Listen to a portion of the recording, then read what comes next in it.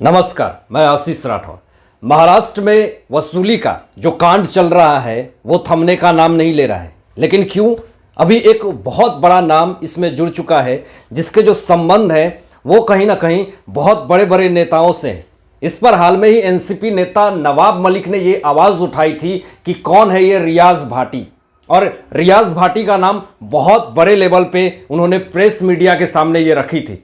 आपको बताएंगे कि रियाज भाटी के ऊपर जबरन वसूली का पूरा एक्सटॉर्शन का मामला फिर से एक बार खुल चुका है। ये किस तरीके से पूरा जो एक्सटॉर्शन करते थे वो पूरा मामला निकल करके सामने आ गया है। लेकिन सोशल मीडिया पे कुछ चीज़ें हमेशा ट्रेंड होती हैं और ट्रेंड होने के बाद जब उनके फैंस को वो चीज़ें अच्छी लगती है तो सही है, लेकिन जब वही चीज़ें फैंस को बुरी लगने लगती है तो वो ट्विटर पे ट्रेंड करने लगता है। बीते दिनों करण जौहर जो हैं वो ट्रेंड पे चल रहे थे ट्विटर पे। आखिर क्यों, किस रीजंस की वजह से? एक शो में उन्होंने एक कोट पहना था जिसपे लोगो बनी हुई थी एक जानवर की, और वो एक हिरन की जानवर का एक लोगो था जिससे वो काफी ज्यादा ट्रोल हो रहे थे। लोगों ने कहा कि ये करण जौहर जो हैं वो पाकिस्तानी एजेंट है, क्योंकि ये जो लोगो है वो ISI का है, इंटर सर्विसेज इंटेलिजेंस। ये जो लोगो बताई जा रही है कि ये ISI का लोगो क्यों करण जौहर ने अपने कोट पे लगा रखा है, क्या ये मैसेज देना चाहते हैं? ये सारी चीजें करण जौहर को ट्रोल सहना पड़ा। लेकिन अभी तक आपको बता दूं कि किस तरीके से जो ऐसा आरोप लगा हुआ है बड़े बड़े बॉलीवुड इंडस्ट्री में जो लोग भी हैं कि ये लोग मनी लॉन्ड्रिंग करते हैं, काले पैसे को वाइट करते हैं, ये सारे आरोप लगे हुए हैं। लेकिन इन सब चीजों में जो मुद्दाएं उठी हैं वो रियाज भाटी का उठा है कि जबरन वसूली इन्होंने करी है, और इनके खिलाफ जो है वो आपको मैं बता दूं कि मुंबई के वर्सोवा पुलिस थाने में इनकी शिकायत दर्ज कर दी गई है। धारा 384 के तहत इनके ऊपर मामला भी दर्ज हो चुका है। लेकिन मामला क्या है ये आपको बता दें। बीते दिनों नवाब मलिक ने यह आवाज उठाई थी कि ये रियाज भाटी एक बहुत बड़ा मुजरिम है और ये दाऊद का इसका कनेक्शन है। पूरी तरीके से ये दाऊद का गुर्गा है, दाऊद का आदमी है, और ये जबरन वसूली करता है बड़े बड़े बिजनेसमैन से। लेकिन आपको मैं बताता चलूं कि ये रियाज भाटी कोई छोटा मोटा नाम नहीं है, बड़े बड़े राजनेताओं के साथ इसके फोटोज हैं।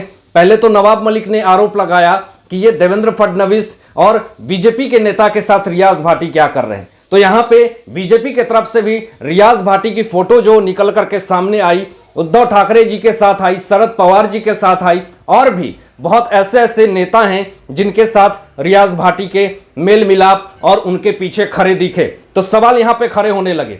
लेकिन जो वर्सोवा पुलिस थाने में शिकायत दर्ज करी गई है वो मामला है एक बहुत बड़े बिजनेसमैन के, एक स्त्री हैं, महिला हैं, उनकी आपत्तिजनक वीडियोस बना करके उनको ब्लैकमेल किया गया और ये रियाज भाटी करते थे। वो महिला ने मुंबई के वर्सोवा पुलिस थाने में शिकायत करी और कहा कि मैंने 25 लाख रुपए रियाज भाटी को 2 अलग खाते में दिए हैं। इन्वेस्टिगेशन हुई, यही पता चला कि रियाज भाटी जबरन एक्सटॉर्शन करते हैं, 25 लाख रुपए वसूली इन्होंने करे।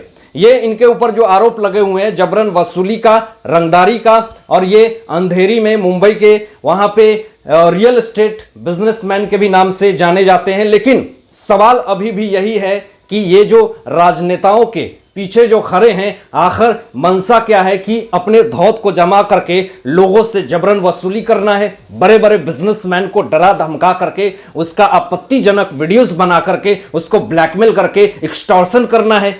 शर्म की बात है। ये कहीं ना कहीं ये जो रियाज भाटी का आरोप लगा हुआ है, बहुत पहले की मैं बात बता दूं, इनके खिलाफ बहुत सारे केसेस दर्ज हैं, लेकिन अभी तक कोई एक्शन नहीं आया है। क्या शिवसेना, क्या उद्धव ठाकरे के राज में ऐसे लोगों को सजा मिलेगी भी या नहीं मिलेगी, ये तो आने वाला समय बताएगा। क्योंकि सोशल मीडिया पे जो सवाल खड़े हो रहे हैं कि ऐसे लोगों को महाराष्ट्र में क्यों जगह दिया जा रहा है, क्यों पनप रहे हैं ये लोग, जिस तरीके से ऐसे कुकर्म कांड वहां पे हो रहे हैं, जबरन वसूली हो रही है और रोज नए नए खुलासे, रोज नए नए नाम सामने आ रहे हैं।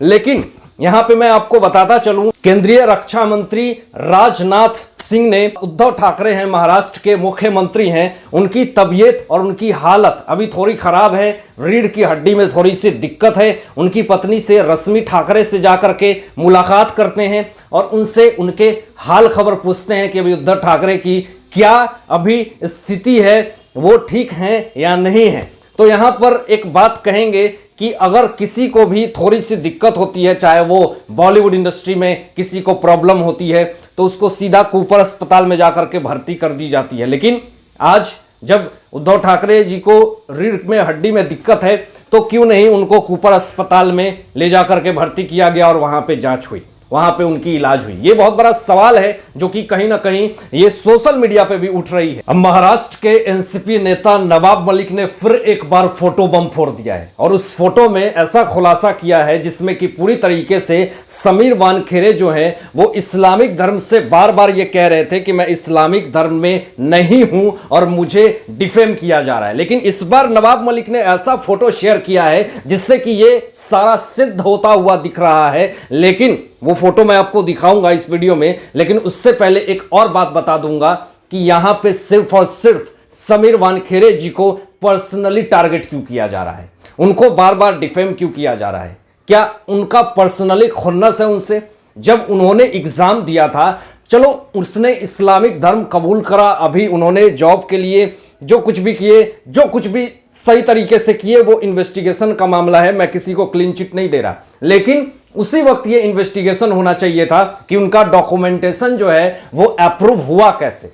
आप इसी वक्त इस सिचुएशन में ये जो बार बार जो बर्थ सर्टिफिकेट कभी लेकर के, कभी उनके जो कबूलनामा जो इस तरह की फोटो लेकर के जो सामने आ जा रहे हैं, तो इससे यही लगता है कि कहीं ना कहीं पर्सनली दुश्मनी खुन्नस है जो ये निकालने की कोशिश कर रहे हैं। महाराष्ट्र में ऐसे बहुत सारे मुद्दे हैं जो कि उनको उठाना चाहिए, लेकिन वो उस मैटर पे बात नहीं करेंगे। नांदेड़ में 1127 किलो ड्रग्स पकड़ा गए, लेकिन उसके बारे में इन्होंने एक भी ट्वीट नहीं किया। ये सीधा आरोप लगा देते हैं कि ये केंद्र सरकार मिल करके पूरे महाराष्ट्र सरकार को डिफेम कर रही है, बदनाम कर रही है। तो इसमें कहीं ना कहीं बहुत ही सोचनीय बात है। लेकिन जो फोटो उन्होंने शेयर करी है जिसमें उन्होंने दिखाया है कि एक मुस्लिम महिला से इन्होंने शादी करी है, जिसमें इन्होंने पूरी तरीके से वो सर्टिफिकेट भी शेयर किया है और उसमें समीर वानखेड़े भी दिख रहे हैं और उन्होंने साइन करके उन्होंने ट्वीट किया है नवाब मलिक ने और कहा है कि कबूल है, कबूल है, कबूल है।